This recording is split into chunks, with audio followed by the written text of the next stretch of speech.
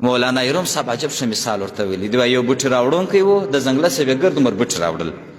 یو وخت یې بوټي راخیستي دي، په شا باندې را روان دی. کرار شو وکتل کور ته چې بوټي خلاص کړه، چې ویې کتل یو مار دی یخ نیولی دی، داسې یخ نیولی دی، یخی سوی دی.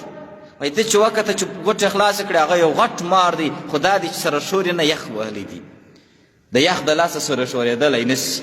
وایي ده باره وویله چې ځه دا خو مار دی یخ وهلی دی، پروا نه کوي، بالا یې کرار هلته وغورځوي مار د سرای په یو پنج کې. دی بالا لاړې بیده سو، خپل کار پسې سو. ګړی بعده چې لمر نه کې راتودېدی یا هوا نه کې توجېدل، مار توجېدی، کرار کرار په مار کې سا پیدا کېدل، کرار کرار سا پیدا کېدل. آخر کرار مار وایي بیداره سو.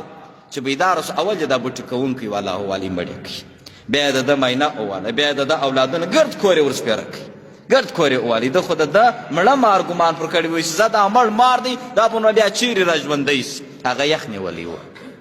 دا نفس داسې شی دی، دا نفس داسې شی دی چې سړی د اولیاو په مجلس کې کښېني یا په مسجد کې کښېني یا په ذکر الله کې کښېني، نفس یې را کنټرول سي، هېڅ شی نه یخ یې ونیسي، بس یخ نیولی دی.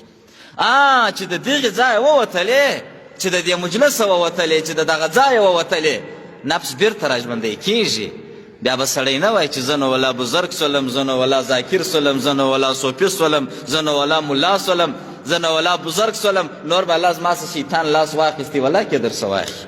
تر آدم علیه السلام ولا که سړی لا بزرګ دی.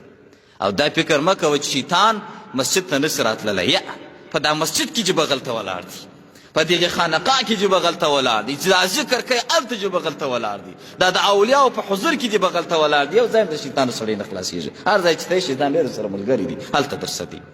نه پویې ولاړې دي، نه ګزمې ولاړې دي، څوک یې مخه نیولی شي، هېڅوک یې مخه نسي نیولی. او که په اصطلاح باندې یو فکر ښه جوور فکر و، موږ ته چې به څه سوچ په کار واچوو. ګورې یو وارې خو آدم علیه السلام ته شیطان ورځي. چیرې ورځي؟ آدم علیه السلام چیرې دی؟ په جنت کې دی، په جنت کې.